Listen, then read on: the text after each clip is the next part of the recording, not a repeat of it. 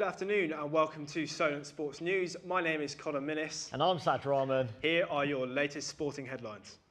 Anthony Joshua has weighed in ahead of his career-defining fight against Jermaine Franklin tomorrow night.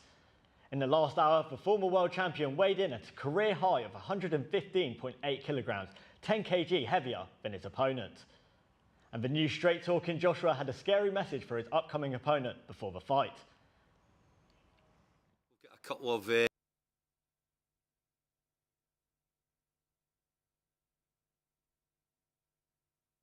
Certainly looks like he means business, and at that weight, I definitely wouldn't mess with him either.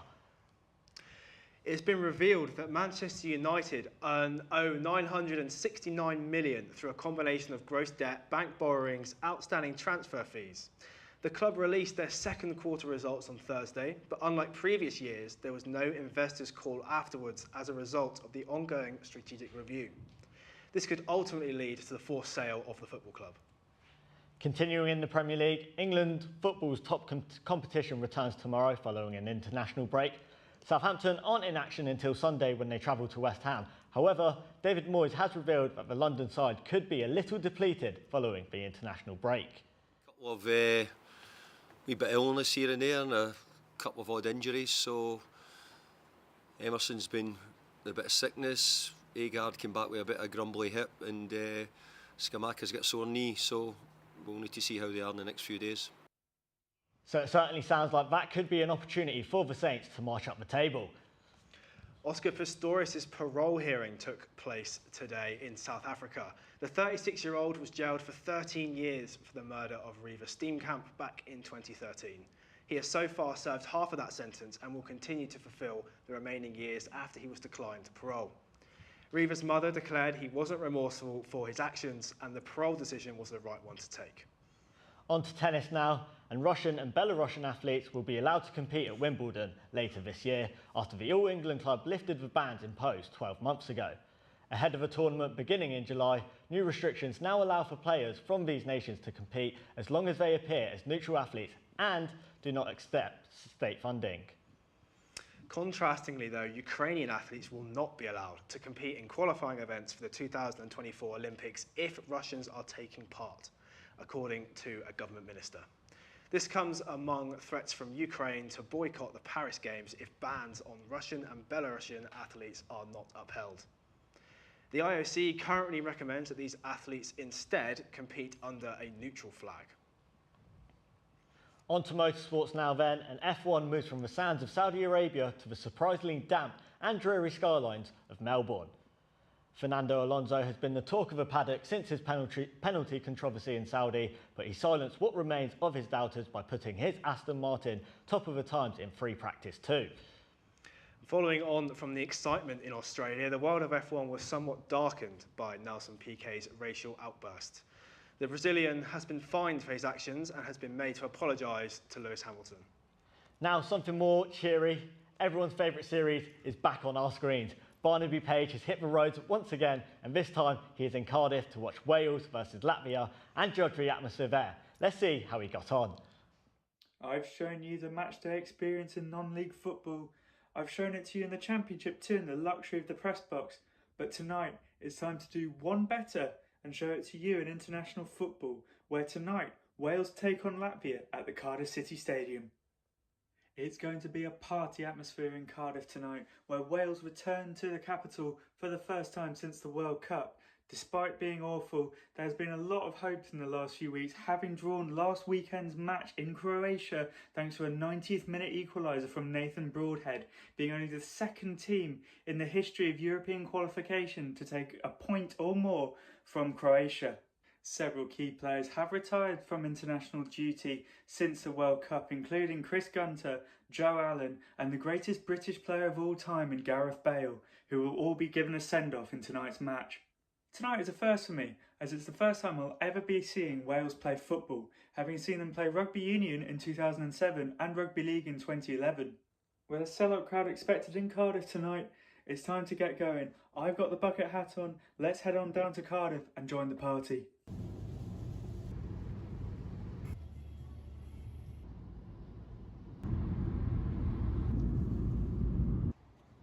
So here we are at the Cardiff City Stadium, the home of Welsh football.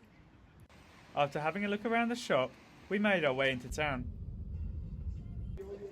Fans in their bucket hats started to fill the pubs, but because the weather was typically Welsh, we made our way back towards the ground and to Canton Rugby Club, which is just a stone's throw away from the stadium. Fans were in good voice.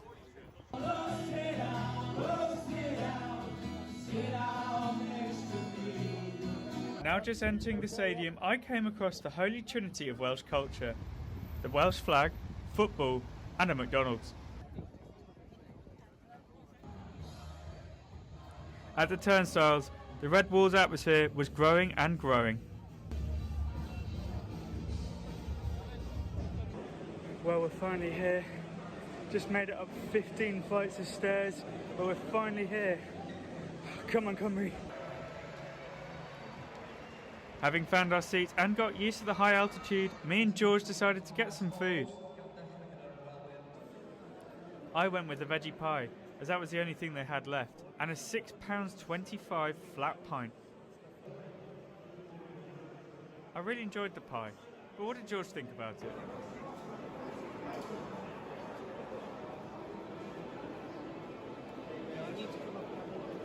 Proper hot.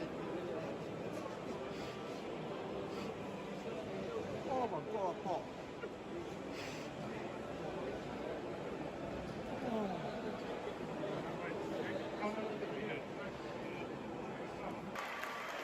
We had to down our pints quickly and make our way back to the seats, as this man came out to say goodbye.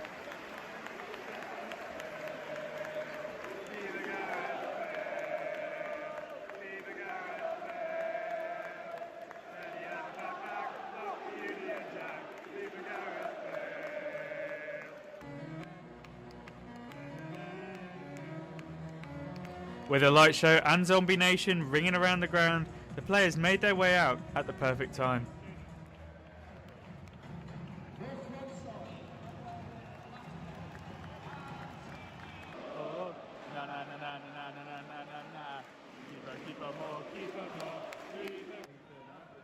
With the game well underway, Wales take the lead. But who scored the goal?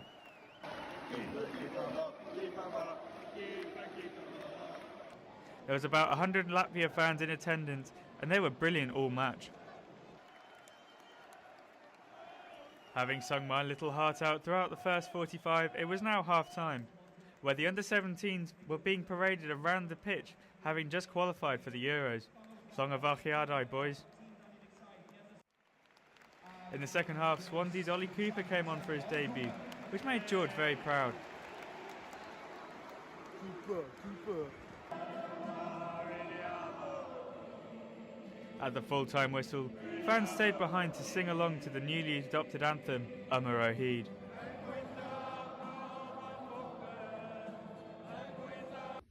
After one final look around, it was time to leave. I told you there was a lot of stairs.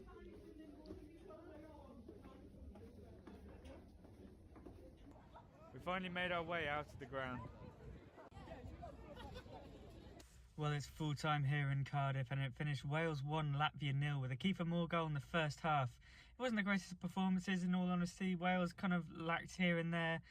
There were some subs that Rob Page made in the second half, especially towards the very, very end of it, but that was to kill off the game. Not really sure if he has much of a squad interest in his squad. He doesn't really know what his best squad is, perhaps, or doesn't perhaps trust some of those players.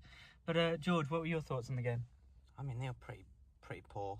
Pretty bad game, really. But 4 points after the first two games. We'll take that, and we'll take Ollie Cooper getting his debut.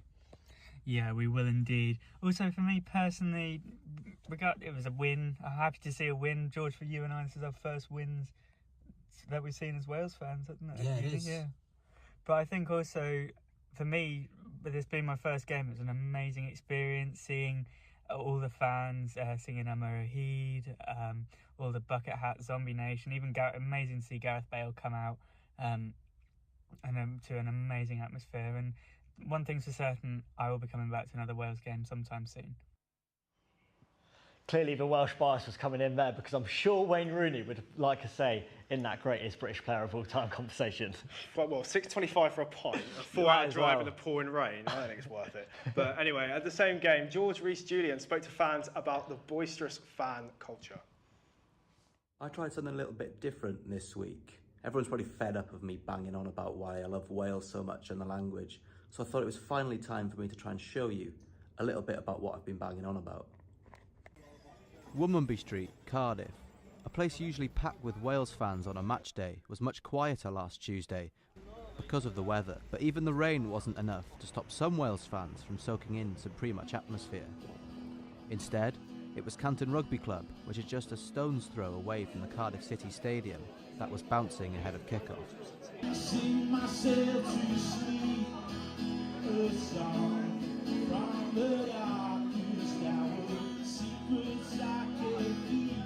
It's places and moments like these that have made supporting Wales passionately a big part of footballing culture. Dwi'n bod cefnogi Cymru yn special iawn oherwydd fel pobl sy'n cefnogi Cymru fi credu bod wal goch yn cael effaith enfawr ar games yn wedig yn y Canton stand. Mae'n yn effeithiol iawn. Fi credu yn y play-offs am y cwpan y byd, bydd ni ddim wedi mynd trwyddo os ydy gemau ddim getre. Sa'n dweud bod fans yn y stand arall ddim yn passionate, ond fi credu yn y Canton maen nhw'n mor passionate a maen nhw'n mynd i'r gemau away fyd am nhw sy'n cefnogi Cymru a gyrru'r tîm. As we creeped closer to the stadium, one thing became unavoidable: the bucket hats. Every man, woman and child had one on their heads.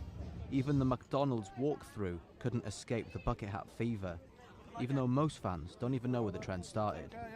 Sa'n gwybod pam, ond fi'n credu bod yn trend dda. Ni'n sefyll mas wedyn o'r gweddill y fans o gwledydd eraill, a fi'n credu bod hwnna'n dda iawn yn Cymru. Inside the stadium, the true extent of Wales supporters' love for bucket hats can be seen.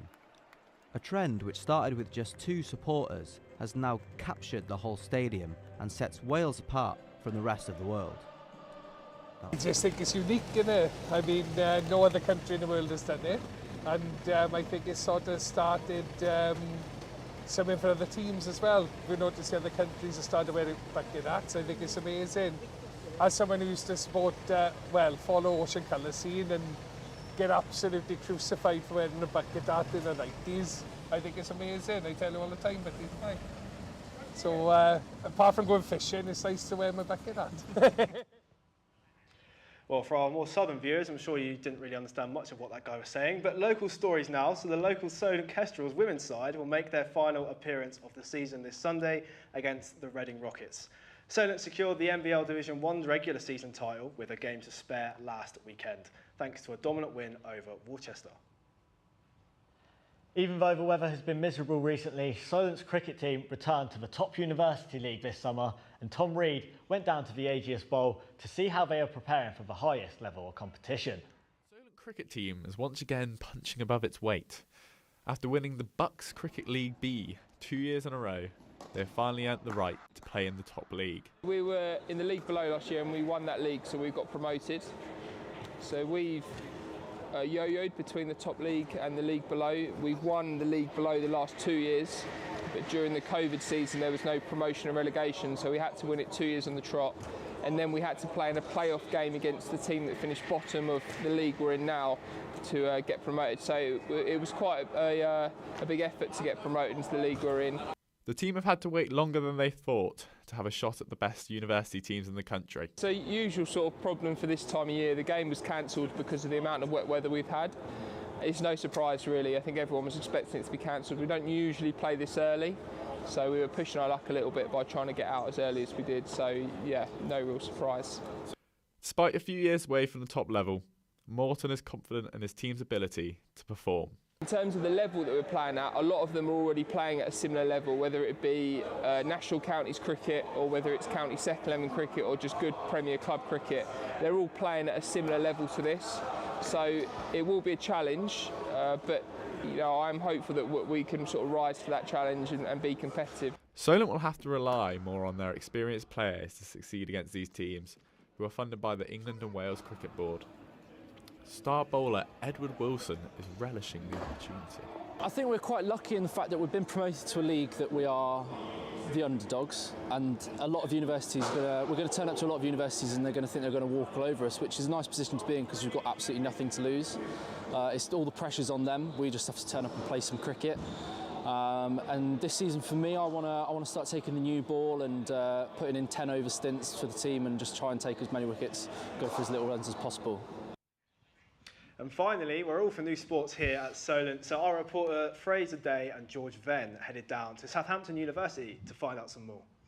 I'm here at the University of Southampton to see a brand new sport called korfball. Now, I know nothing about it, but the guys behind me are experts, and hopefully they're going to tell us a bit more about how it's played.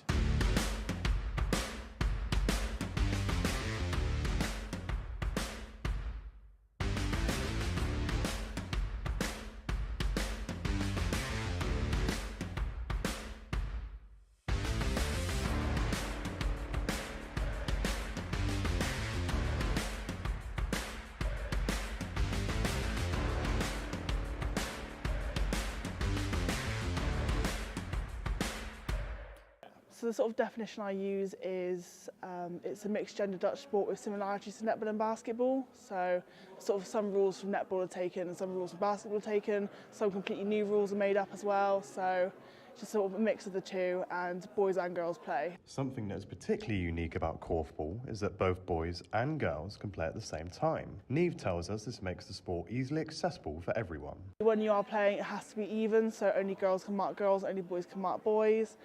Things like that, so you can't, it's actually not allowed if you mark someone of the opposite gender.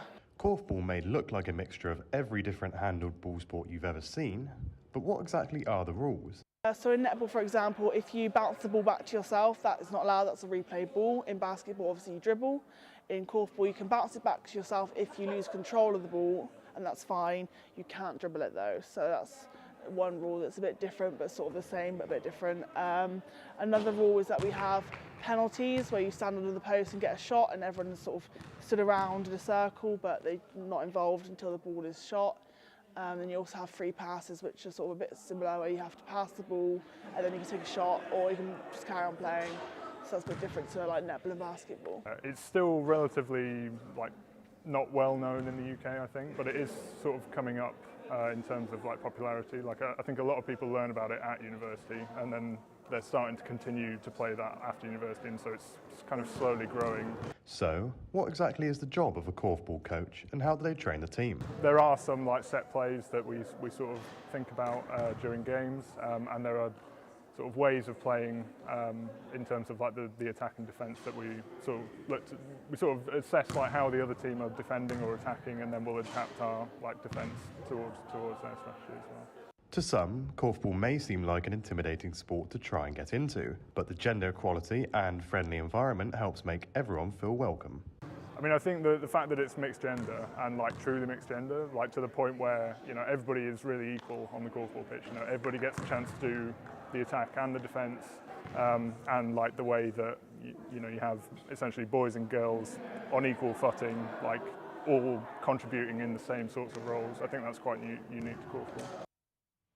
Now, Solent don't actually have a team for that sport, but I'm sure give it a couple of years and we'll be better than uni of in no time. Won't take very much, mate, I don't think. That's all from us for now. That was our final bulletin as Solent Sports News journalists. A huge thank you to the lecturers and technicians for making these last 3 years so enjoyable and possible. It's been an absolute blast. See you all out in the industry. Thank you. Bye.